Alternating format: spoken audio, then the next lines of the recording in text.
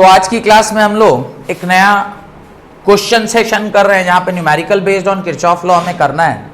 उसके अंदर जो हमारा पहला सवाल है that is using Kirchhoff law calculate the current through 40 ohm and 20 ohm resistor. तो ये आपका 20 ओम रजिस्टर और ये 40 ओम रजिस्टर है। आपसे कह रहा है इसके अलॉन्ग करंट पता करो और ये सवाल इतना ही आपको दिया हुआ है। तो मैं चाहूंगा कि पहले आप इस पर थोड़ा सा अपना बुद्धि लगाइए कि कैसे इसको सॉल्व किया जा सकता है।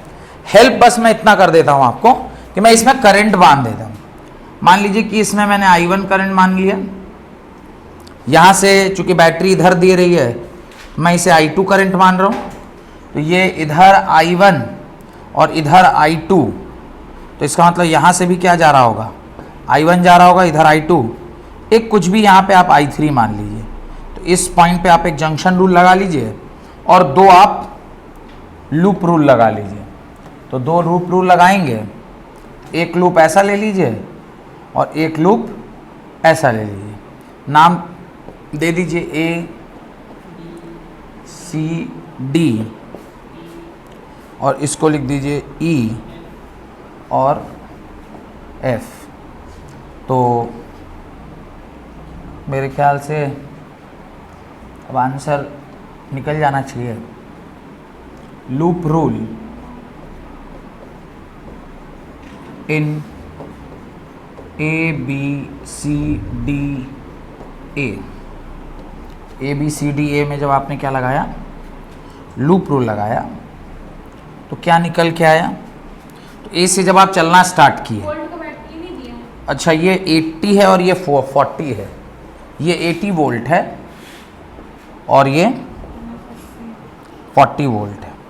तो यहाँ -80, फिर आप इन दी डायरेक्शन में ही जा रहे हैं तो +20 I1, फिर आप इधर आ रहे हैं और करंट इधर जा रहा है -40 I3 और फिर आप अपनी जगह पर पहुंच गए इज इक्वल टू 0।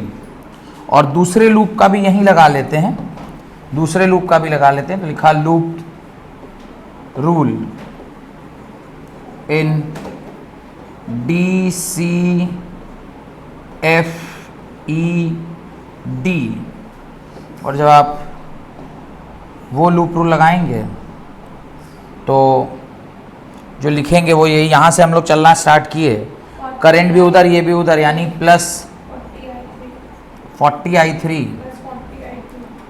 प्लस, अब ये करंट भी इधर ही है और आप भी इधर ही हैं, +10 I2, नीचे 10 है ना, और फिर इधर क्या टकराया, नेगेटिव टकराया, तो -40 इज इक्वल टू 0। तो ये दोनों इक्वेशन आ गए। और एक बार दोनों इक्वेशन आ गए उसके बाद तो आपके पास ये है, तो ये दोनों इक्वेशन लिख लीजिए। तो फिर अगले पेज पर इसको सॉल्व कर लेंगे। बड़े आगे लिख लीजिए दोनों इक्वेशन, देख लीजिए। मैं अगले पेज पर जा रहा हूँ। बोलिए पहला इक्वेशन क्या लिखा आपने, -80 +20 I1 -40 I3 is equal to 0। तो ये 80 है, इसको उधर ले जाते हैं, मेरे ख्याल से तो कट भी जाएगा। तो पहले 20 I1 -40 I3 is equal to 80। और दूसरा इक्वेशन क्या आ रहा है, 40 I3 +10 I2 -40, तो इधर लाके उसको +40 कर लें, या अच्छा कोई बात नहीं, दो लाइन में कर लेते हैं। -40 इज इक्वल टू 0 और अगली लाइन पे आप क्या लिखोगे, 40 I3 +10 I2 is equal to 40। इसको आप इक्वेशन नंबर 2 मान लीजिए। अब एक बार दोनों इक्वेशन आ गई तो मेरे ख्याल से ये -40 और ये तो एक ही बार में कट ही जा रहा है, दिखाई दे रहा है क्या, ये तो सीधा ही कट गया तो क्या बचा, 20 I1 +10 I2, 20 क्यों, कैसे 30 हो जाएगा, I2 है ना, इज इक्वल टू ये 120 होगा, ये 120 आ गया। इसको इक्वेशन नंबर 3 मान लिया। और एक पॉइंट पे आप जंक्शन लगा लो किसी एक पॉइंट पे, तो आपको यहाँ दिखाई देगा कि I2 जो है वो I1 I3 के बराबर है। तो यहाँ पे जब आप I3 लिखेंगे, वैसे आपने I3 को ही एलिमिनेट कर दिया है, तो I1 I2 में 2 इक्वेशन चाहिए और एक किसी एक में डाल के उसको चेंज करना ही पड़ेगा। तो इक्वेशन है I1 plus I3 is equal to I2। यहाँ से अगर मैं I3 निकालूँ तो I3 आएगा I2 माइनस I1, इसको माना इक्वेशन नंबर 4। किसी एक में आपको पुट करना ही पड़ेगा in order to solve it. तो हम लोग क्या करते हैं, एक इक्वेशन में इसको पुट कर लेते हैं, इसी में पुट करते हैं। पहले इसको काट ले रहा हूँ, 20I1 minus 40I3 is equal to 80 है। तो ये एक बार में, ये 2 बार में और ये 4 बार में, तो आ गया I1 minus twice of I3 is equal to 4। अब इसमें आप क्या कीजिए, आप I3 की वैल्यू को पुट कर दीजिए, that is I2 minus I1 is equal to 4। तो आ जाएगा I minus twice of I2 plus twice of I1 is equal to 4। और यहाँ से आइएगा thrice of I1 minus twice of I2 is equal to 4, और ये हो गया इक्वेशन नंबर 5। अब आपके पास 2 इक्वेशन है, इसको फर्दर भी आप चाहिएगा तो छोटा कर सकते हैं। 2I1, इसको अगर इस इक्वेशन को थोड़ा छोटा किया तो क्या लिखेंगे, ट्वाइस ऑफ I1, इसको छोटा करके लिख रहे हैं, लेकिन twice of I1 plus I2 is equal to 12, equation number 6।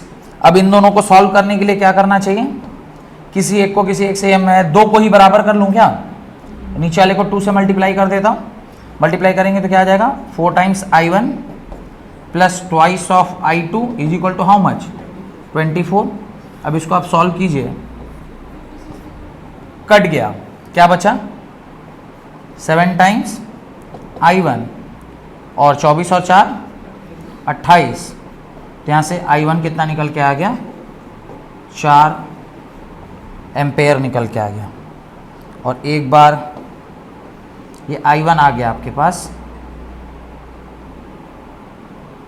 I1 आपका आ गया, एक बार I1 आ गया, किसी भी एक इक्वेशन में पुट कर दीजिएगा तो मेरे ख्याल से I2 भी आ जाएगा। किसी भी एक इक्वेशन में डाल लीजिए, किसी भी एक इक्वेशन में डाल लीजिए।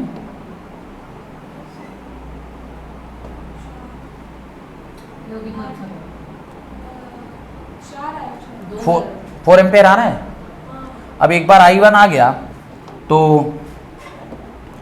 I2 निकालने के लिए आप किसी एक इक्वेशन में, तो कोई एक इक्वेशन ले लीजिए, कोई उठा लेते हैं, यही वाला उठा लेते हैं, twice of I1 plus I2 is equal to 12। तो twice of I1 is equal to, बोलिए क्या है, twice of I1 plus I2 is equal to 12, 2 into 4 plus I2 is equal to 12, I2 is equal to 12 minus 8, and I2 भी कितना आ गया, 4 ampere आ गया। I2 भी कितना आया, 4 एम्पेयर आ गया। और एक बार I1 I2 आ गया तो I3 कितना आएगा, I3 आया है 0। I3 कितना आया, 0। I3 चूँकि I2 माइनस I1 के बराबर है, तो 4 minus 4 that is equal to 0 ampere.